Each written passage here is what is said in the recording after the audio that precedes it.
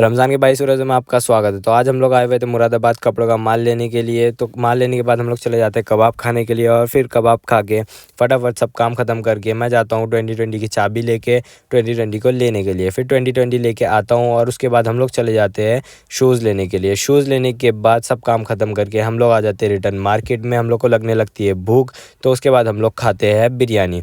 बिरयानी खाने के बाद हम लोग निकल जाते हैं घर के लिए। तो मुझे सामने दिखता है बस्सी का ट्रक। फिर उसके बाद आ जाता हूँ घर और ईशा की नमाज़ नहीं पढ़ा था, पढ़ने लगता हूँ मैं ईशा की नमाज़ और उसके बाद सो जाता हूँ। उठता हूँ सुबह 4:30 बजे, पढ़ता हूँ तहज्जुद की नमाज़ और तहज्जुद की नमाज़ पढ़ने के बाद सहरी करके मैं चले जाता हूँ फ़जर की नमाज़ पढ़ने के लिए और सो जाता हूँ। फिर उठता हूँ सुबह और बस में बैठ के आ जाता हूँ रिटर्न घर। अब ये तीनों आए हुए थे मुझे पिक करने के लिए।